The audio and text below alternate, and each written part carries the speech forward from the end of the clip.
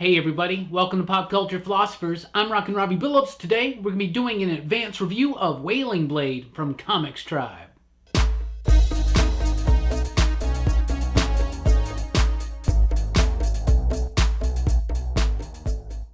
That's right everybody, thanks for checking out the video here at Pop Culture Philosophers. I'm Rockin Robbie Billups. I'm going to do an advanced review of Wailing Blade today. It releases May 29th from ComixTribe with writing by Rick Douek and art by Joe Mulvey, colors by Chris Sotomayor and Jules Rivera, and lettering by Taylor Esposito. An amazing creative team that does a great job here. And I would highly encourage you to pre-order this book right now. Because it's from a smaller publisher like ComixTribe, you may not see too many copies available on shelves as Wednesday progresses. So you definitely have time right now though to let your local comic shop know that you want it, or of course check it out online and such like that. But this book releases May 29th. I think it's great. I highly recommend that you pre-order it, reserve it, if you are a fan of science fiction, if you're a fan of fantasy, if you're a fan about post-apocalyptic fiction. And in fact, if you like all three of those genres, and especially when they're merged together into one very fun, brutal, and bloody comic book,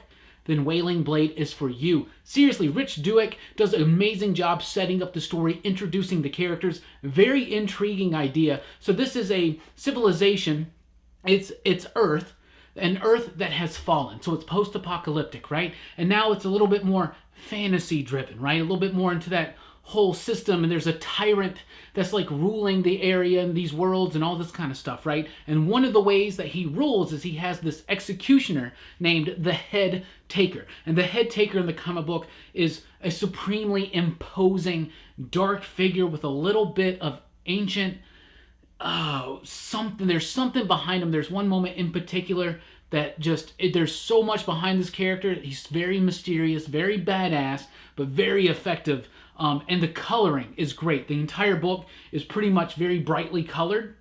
Amazingly so, by the way. Sotomayor and Rivera do a great job with the coloring because the Head Taker has a different tone to him. He's like the only bit that has the dark, like foreboding tone to it. Even all the gore and blood and stuff like that is very vibrant, right? The colors are very vibrant in this book, but the script is very efficient at introducing you to these characters and just doing a great job of setting up this world.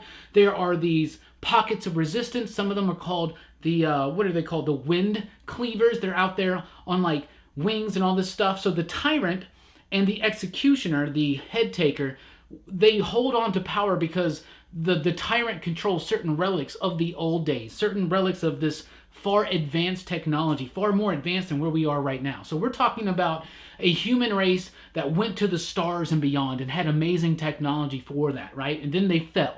Something happened that ended that civilization. The remnants grew up around it, and now these ancient relics, as we would view an ancient relic like the Spear of Destiny or the Holy Grail or something like that, is like this thing of immense ancient power. Well, they view these things the same way, and I really like the idea that Rick Douek does in the book about how, given enough time, today's technology would be tomorrow's magical artifacts and relics. And I just really like that idea. I think it's really cool. It comes together. So you get pockets of resistance. You got an evil, tyrannical emperor trying to take over more and more of the world.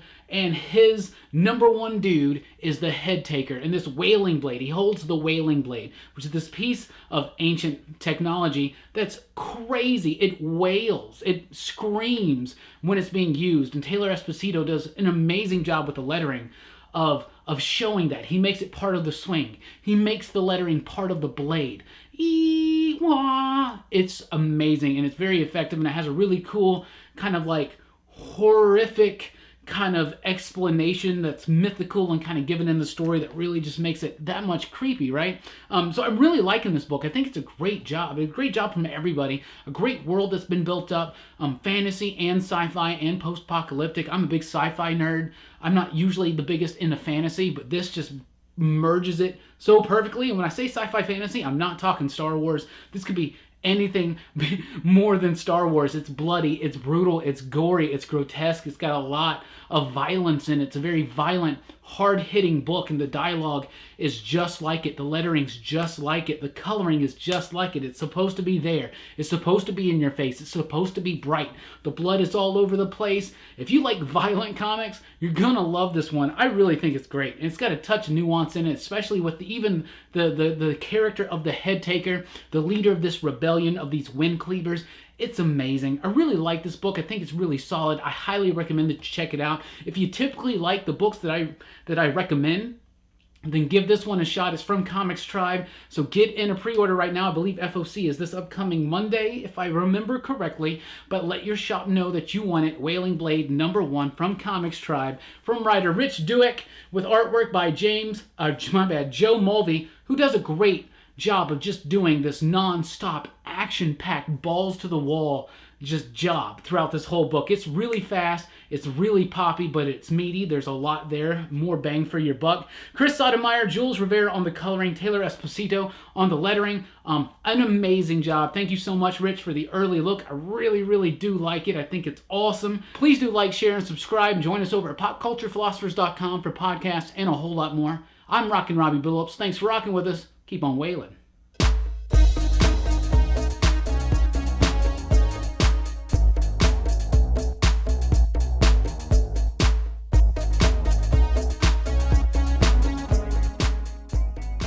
Hey everybody, welcome to Pop Culture Philosophers. I'm Rockin Robbie Billups, and today we're doing an advanced review of Wailing Blade.